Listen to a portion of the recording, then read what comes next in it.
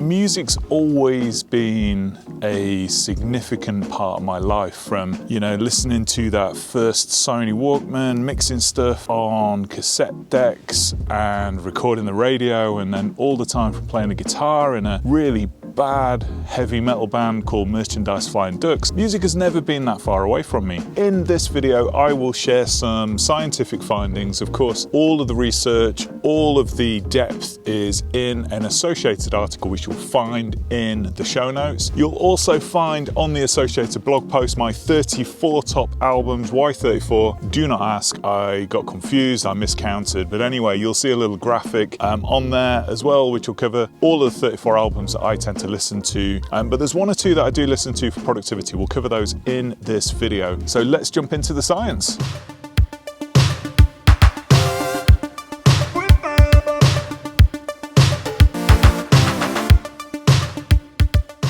So with work being stressful, we've got all life commitments, we've got all sort of turmoil happening in the world. Can music help us deal with that depression, that anxiety? Well, yes. There's a very interesting study that showed that people who listened to music of their own choice improved the symptoms and signs of anxiety and depression. Now here's the really interesting twist, is the more that you listen to it, the more that it compounded. But it had to be the music of your choice. And in yet another study, they found that actually listening to music in that sort of R&B, hip-hop, lo-fi beats, classical jazz, that kind of spectrum of music, actually increased immunoglobulin A. I have tried so many times to do this take and I just can't get it right. But anyway, it increases the antibodies, so it's actually really good for you. And in my own life, I suffer from sometimes the most debilitating migraines. They wipe me out, but I'm learning how to cope with them, and surprisingly, music plays a significant part in that. First off, I've learned to obviously take my medication, get into a dark room, lie down, but ultimately there's two other things that I do. I draw out the migraine sometimes, or at least describe it to myself in my head. You know, how big is it? What color is it? What does it look like? That helps to take away that sort of sense of pain and the sort of pulsating feeling in my head. And the other thing is I put on lo-fi beats, maybe some Nightmares on Wax or something like that, to just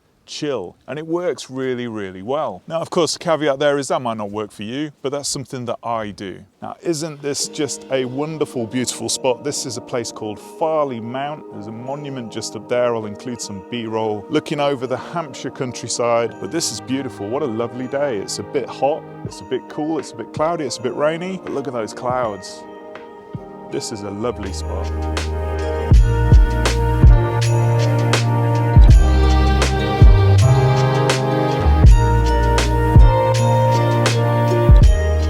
But what about productivity? Well, it's a mixed bag of research. There's some data and evidence to suggest that yes, it does. Music can help you be more productive. But then there's always a counter argument to say that no, there isn't, and there's data to support that too. But I know, for example, in my own experience, I was in Romania, I was doing a keynote the night before. I just was not happy with this talk. I just couldn't find out what was wrong. And so I paced around the room, I was getting stressed, I was getting overwhelmed, I was getting anxious. What I did is what I recommend everybody does in my book, Zero to Keynote, is to step away from the talk. Go and do something else. In this example, I went and sat on a park bench in a really beautiful park in Romania, and I put on some music and I just zoned out, just people watched, just saw what was going on around me.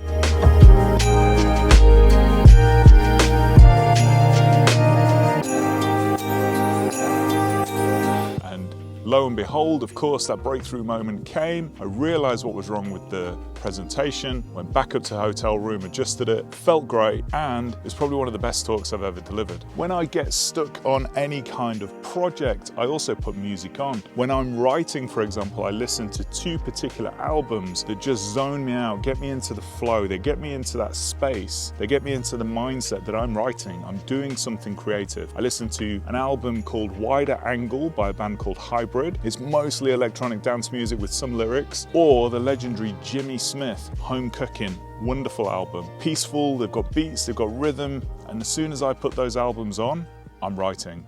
I'm in the flow.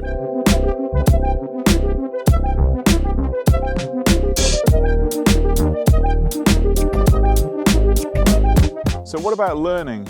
Well, it's a bit of a mixed bag. In one study, they found that introverts particularly recalled less, as in they remembered less when they were listening to music. So maybe when we're studying, we should be studying in silence. However, in another study, they found that students that listened to jazz and R&B, well, they recalled more, they generated more ideas, and overall, they were more productive. Now, of course, the music matters here. They didn't seem to see the same results if they were listening to death metal or heavy nosebleed hardcore. But here's the interesting part about the music and memory. What happens actually, and there's some research to suggest this, is it's not necessarily the music that helps you remember things. It's the rhythm, it's that harmony, it's that beat, it's that cadence, it's that flow. And this might be why we learn better when we use things like mnemonics, when we use rhymes, and when we put things into songs. So rounding this out, music seems to be pretty conclusive and very good for health, for anxiety, for mood, depression. Of course, the choice of music matters there. For productivity,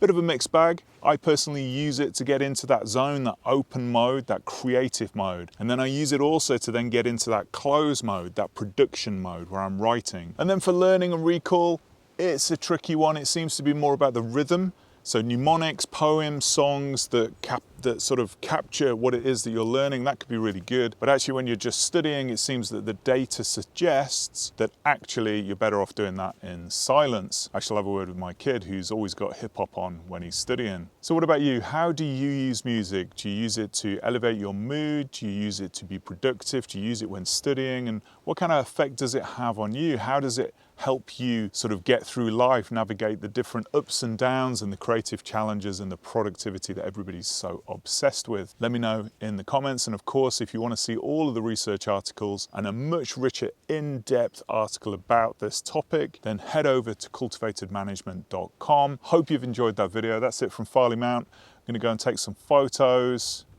See you in the next one.